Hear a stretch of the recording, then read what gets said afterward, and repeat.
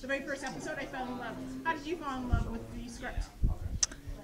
Well, I just kind of felt like, when I read it, I loved the irreverency of it, and I thought, those stereotypes exist for a reason, and I think shining a light on them, kind of can help make them, kind of dissolve. Explode them, yeah. Yeah, exactly.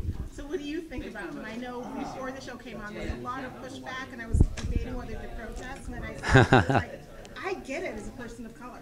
Yeah, well, the important thing about the show, there's all these misconceptions about it if you have never seen it. It's on Fox. It's part of the Seth MacFarlane empire. It deals with a very sensitive subject, Mexican immigration to this country. But the important thing about the show is that we have amazing people working on it. We have 5 Latino writers. We have a bunch of Latino talent. We have people like Missi, like Alex Carter, all these amazing, Alex Borstein, of course, voice actors, great artists, great writers. And so that together, once we finish the product, we're like, we know once people actually see it, people are going to enjoy it. And that's what happened. Once people see it, they're like, wow, this is a really cool show. Yeah.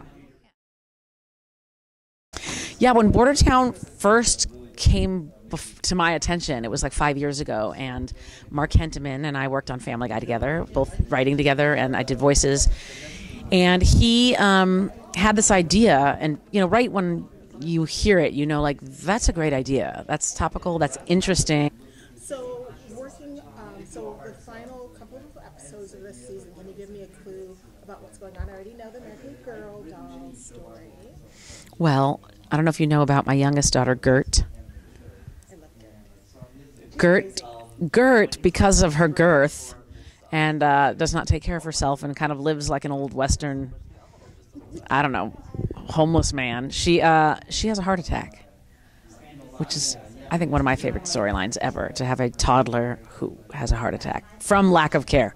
That's a very funny episode. And then coming up on April 3rd, we have the Drug Lord episode, which is very funny. Bud Buchwald, who works so hard to keep immigrants and people out of our country, and especially any of the drug cartel, ends up inadvertently working for the drug cartel through the border station. So, trying to, in an effort to keep up with the Joneses and kind of outrich his immigrant neighbors, he falls into nefarious acts unbeknownst to him. So those are 2 good ones. Well, I can't wait to see them. Congratulations on the series finally making it TV. Thank you. It's a lot of fun. Thank you so much. Yeah, I hope people continue discovering it.